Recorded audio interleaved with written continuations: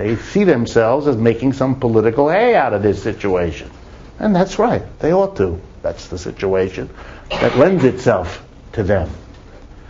Well, here's what the world might do if they think the United States is becoming less and less secure as a borrower. They will do what lenders always do.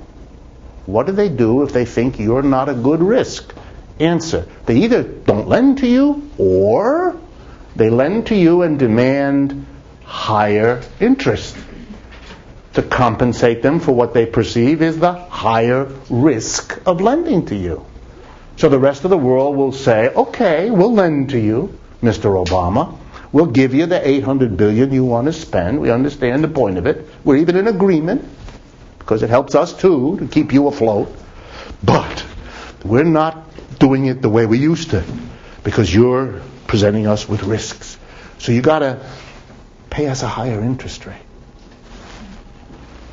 Wow, if the United States has to pay higher interest, if interest rates go up, we have a whole new set of problems.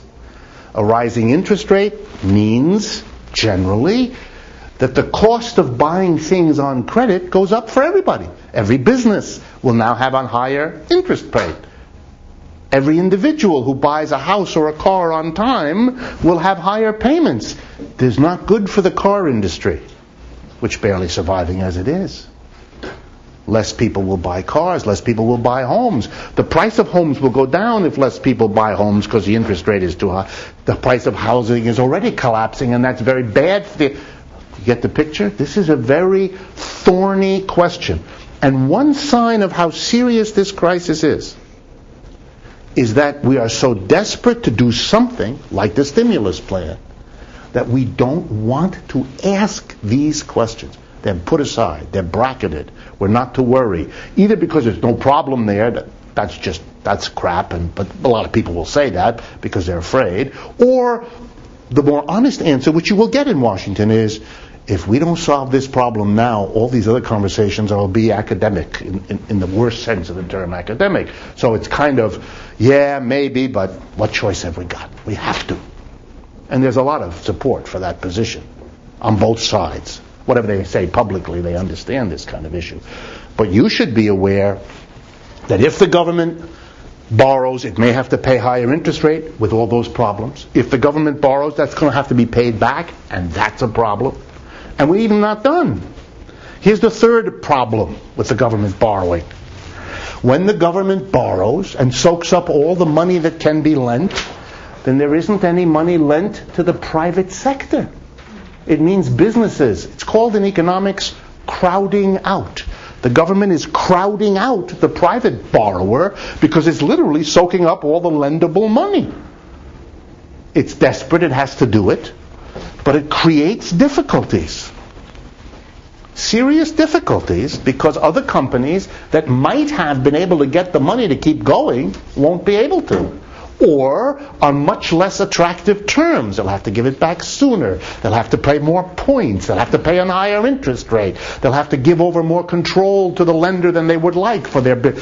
All those kinds of pressures begin to build up because nobody who's a lender wants to lend to the private because it's risky. You prefer to lend to the government, which promises you that they will guarantee to pay back. And the government is a more reliable borrower than the private. So between the government soaking it up and the government being the preferred lender anyway, the preferred borrower, businesses who are already complaining that credit is tight may be complaining much more loudly. And again, the answer to them is, yes, that's true, it's a problem. But if we don't do this, the game is up. It's all for you signs of how very, very serious this crisis is, beyond anything that is still being admitted most of the time. Yeah. It might sound like a stupid question, but if the United States doesn't have any big money reserves anywhere, it's going to have to borrow all the $800 billion. Or print it. Now, of course, the government could take. I don't want to do this yet because partly it'll scare you. But there, of course, is always an alternative. In every country that reaches this crisis point, there is, of course, an alternative. And the rest of the world may force this on us. The rest of the world will say, I'm not lending you anything. But I'll tell you what I'll do to the government.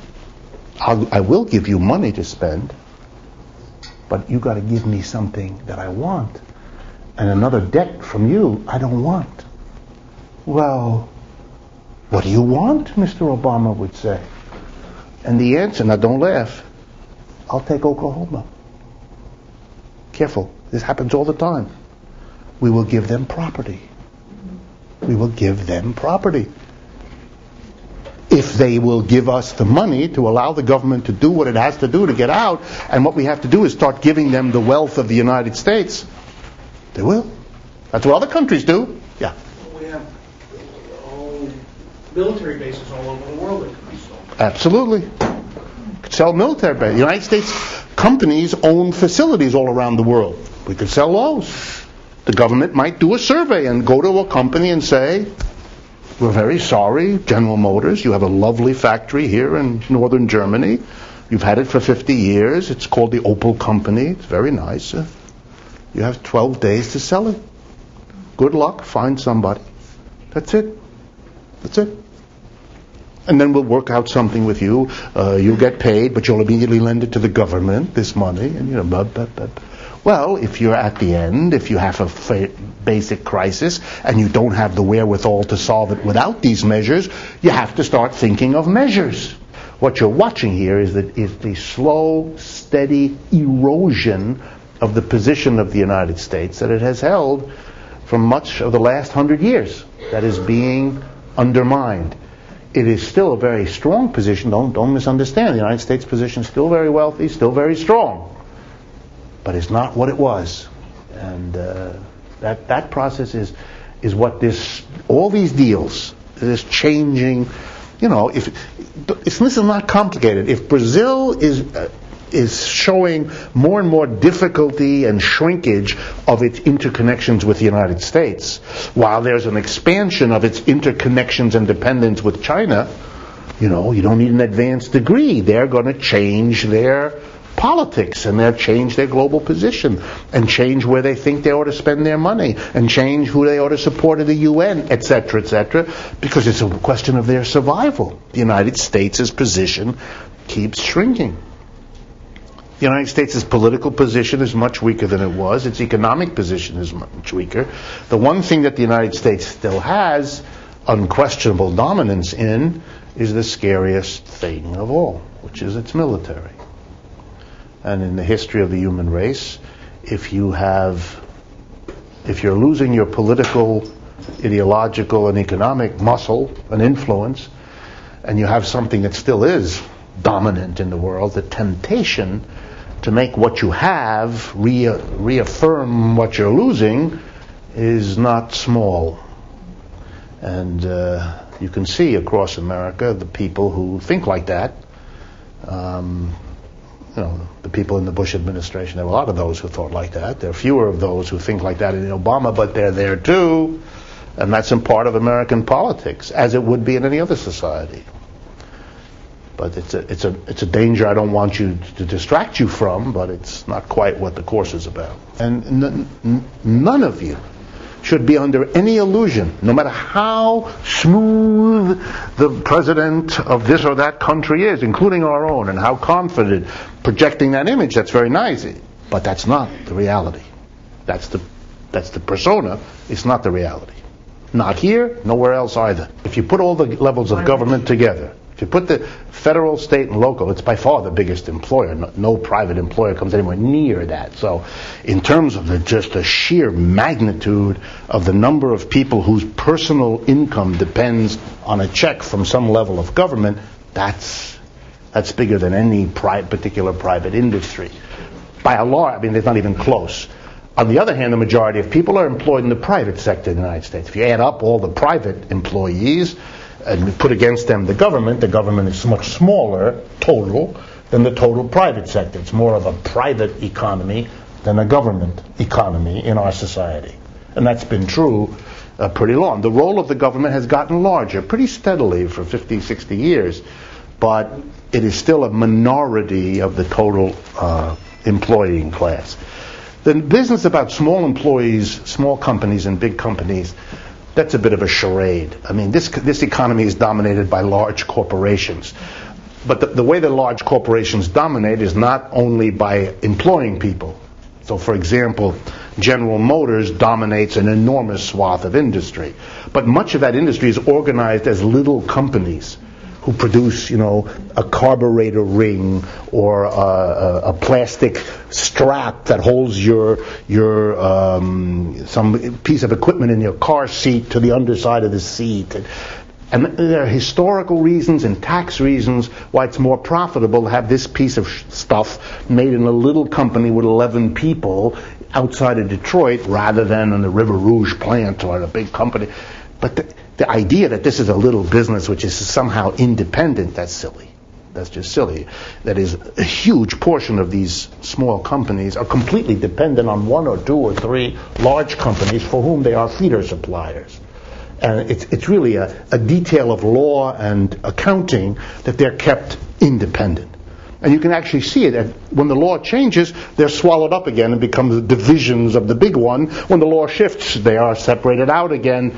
But that's an arrangement that the people who actually are in these industries understand very well. They're not independent. So it's a little bit of a misleading number to count that way. 500 corporations do 2/3 of the business in the United States. That's what you need to understand. This is not about economics. This is theater. Just theater. And that's why they have all those advisors who make sure they're dressed in a certain way and made up in a certain way and have the lighting in a certain way and have the flag over here and a small dog over there, all that. Okay. Let's go back. When the government is in trouble, as it is now, and I'm thinking particularly of the state and local governments, stay with me as you understand now the feedback. If the state governments cut back, which they're doing everywhere, City of New York is going to cut back, the state of New York is going to cut back, California just announced $1 billion worth of cutbacks. So what are we going to have? We're going to have less spending by the state government on buying objects and hiring people. And of course, with the fewer objects that they buy, some company is going to have fewer customers because the government's cutting back. And people are going to get laid off or moved from full-time to part-time. And they're going to have less money, and they're going to spend less money, which is less tax. In other words, the government's reaction to the economic downturn in the case of state and local governments always makes the downturn worse.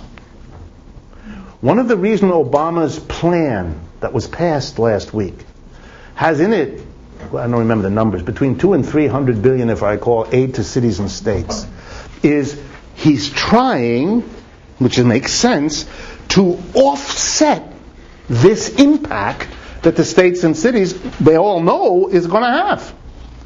But be aware, if one state alone, California, has $41 billion trouble in 1 year, and remember the $800 billion is for 2 years,